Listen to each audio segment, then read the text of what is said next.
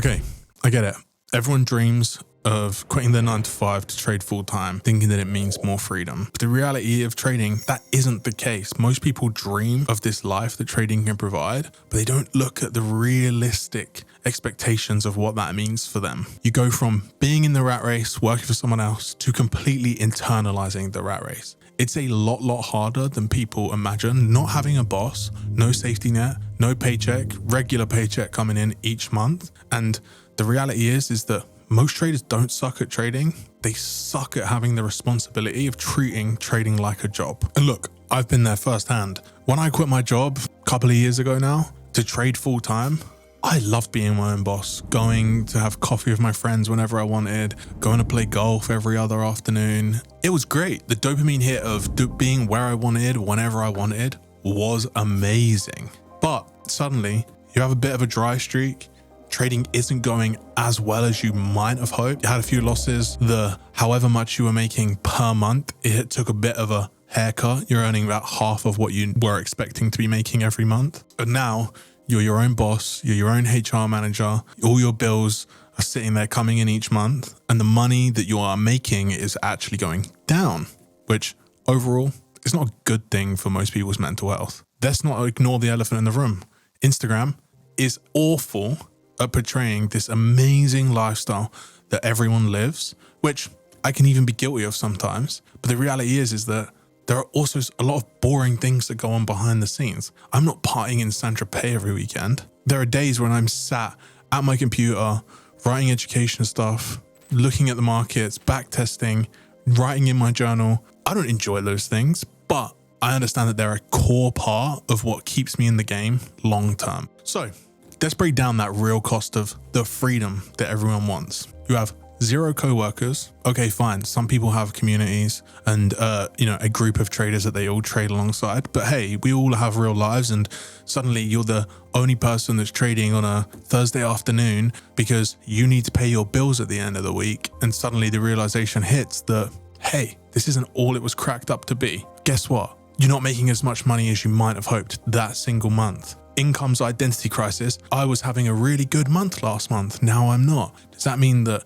I just got lucky all those times? Hey, I know a lot of successful traders that have struggled with the identity crisis of being a trader.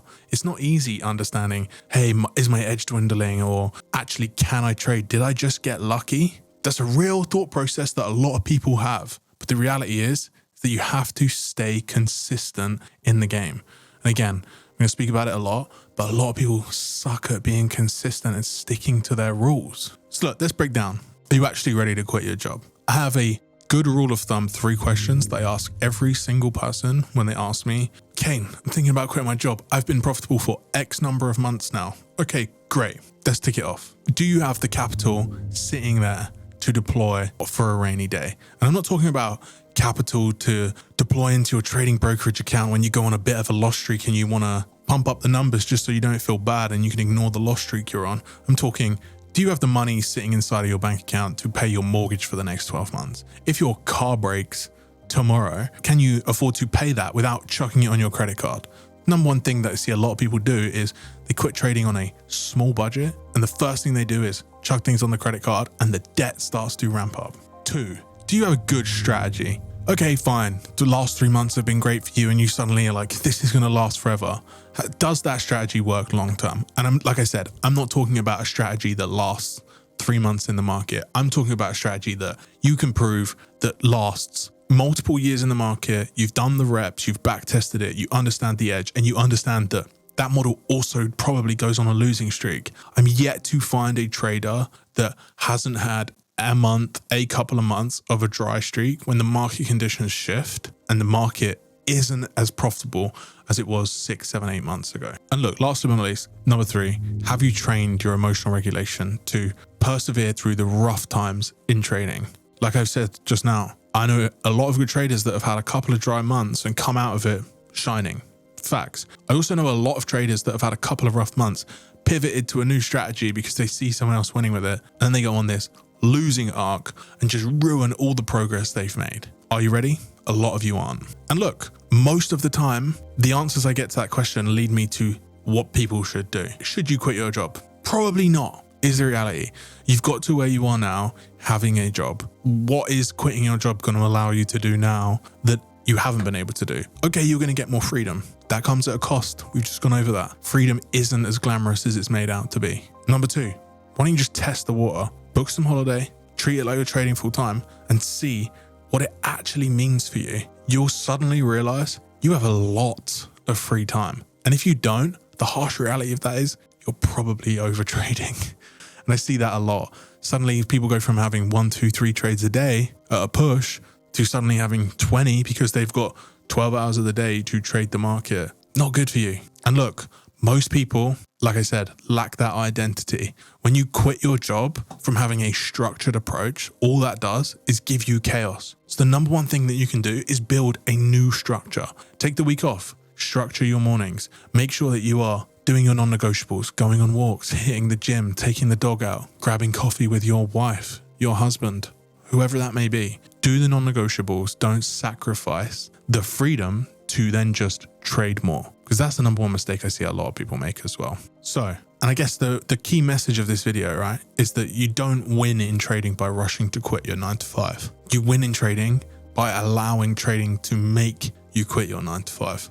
Okay, Kane, what does that mean? You'll know when it's time to quit your 9 to 5 if you do this slowly. I think too many people fixate on quitting the 9 to 5 to actually just becoming a good trader.